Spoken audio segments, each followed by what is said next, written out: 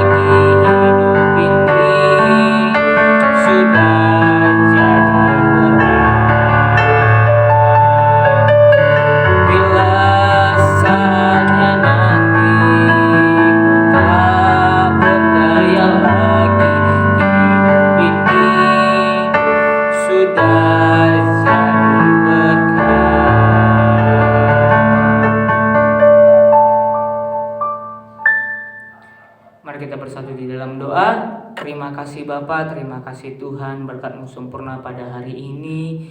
Tuhan, Kau memberkati kebenaran firman-Mu. Tuhan, berikan kami pengilhaman Tuhan, pengetahuan, hikmat yang daripada-Mu Tuhan, sehingga kami mendengar Tuhan dan menonton Tuhan dapat menerima kebenaran firman-Mu Tuhan.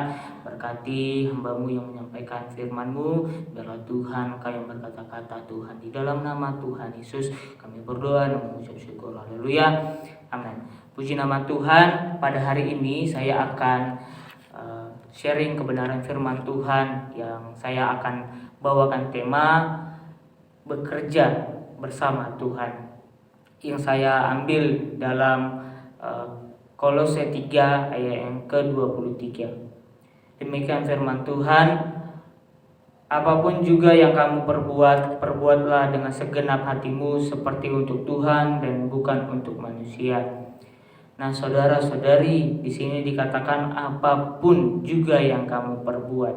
Dalam artian di sini adalah segala sesuatu yang kita lakukan, segala sesuatu pekerjaan, baik di dalam keluarga, baik itu di dalam pekerjaan, baik itu di dalam sebagai murid di sekolah, apapun itu kita harus melakukannya dengan segenap hati.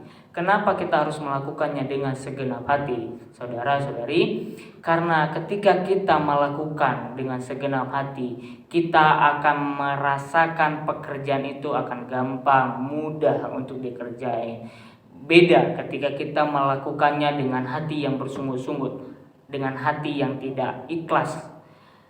akan menimbulkan amarah, akan menimbulkan sesuatu hal yang negatif. Jadi di sini ditekankan bahwa apapun juga yang kita perbuat, kita harus melakukannya dengan segenap hati. Nah, poin yang kedua, kita melakukannya untuk Tuhan. Kenapa kita harus melakukan untuk Tuhan? Segala sesuatu yang kita perbuat, kita lakukan untuk Tuhan. Saudara-saudari, ketika kita melakukan pekerjaan kita untuk Tuhan, maka yang kita lakukan itu untuk kemuliaan Tuhan, dan Tuhan yang menilai. Dan di sana ketika kita melakukan untuk Tuhan, Tuhan akan memberkati kita, Tuhan akan membuat hati kita nyaman, Tuhan akan membuat hati kita penuh semangat ketika kita melakukan pekerjaan tersebut. Dan yang ketiga, di sini dikatakan bukan untuk manusia. Segala sesuatu kita perbuat untuk Tuhan, bukan untuk manusia. Memang kita bekerja dapat upah. Kita bekerja untuk mendapatkan upah atau hasil dari yang kita kerjakan. Tetapi di sini dikatakan jangan melakukan untuk manusia. Nah, kenapa jangan melakukan untuk manusia? Coba kita lihat di ayat yang ke-22. Hai hamba-hamba, taatilah Tuhanmu yang di dunia ini dalam segala hal, jangan hanya di hadapan mereka saja untuk menyenangkan mereka, melainkan dengan tulus hati karena takut akan Tuhan. Nah, di sini jelas kenapa kita melakukan perbuatan kita itu bukan memandang manusia. Di sini dikatakan kita harus menaati Tuhan kita di dalam segala hal. Memang jangan hanya di hadapan mereka, jangan hanya di depan mereka saja kita berbuat baik, jangan hanya di depan mereka saja kita berbuat yang menyukakan hati mereka, menyenangkan hati mereka. Tetapi di luar di saat mereka tidak melihat kita melakukannya juga dengan penuh hati yang tulus. Karena apa? Karena kita melakukannya takut akan Tuhan. Kita takut akan Tuhan, maka kita melakukannya dengan mata yang tertuju kepada Tuhan. Nah, di sini Rasul Paulus berkata kepada hamba-hambanya, dan kitalah adalah hamba-hambanya. Mengapa demikian? Coba kita melihat di ayat ke-24. Kamu tahu bahwa dari Tuhanlah kamu akan menerima bagian yang ditentukan bagimu sebagai upah. Kristus adalah Tuhan dan kamu hambanya. Nah, di sini dikatakan bahwa kita ini hamba dan Tuhan adalah Tuhan kita.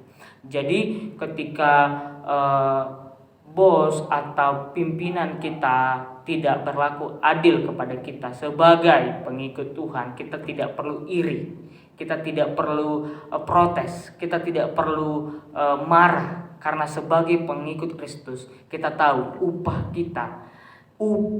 kita itu Tuhan yang berikan, Tuhan yang memberikan kepada kita. Kita tidak pandang manusia. Itu sebabnya Rasul Paulus berkata di sini melakukan bekerja itu bersama Tuhan. Itu yang pertama, melakukannya dengan segenap hati, melakukan untuk Tuhan bukan untuk manusia.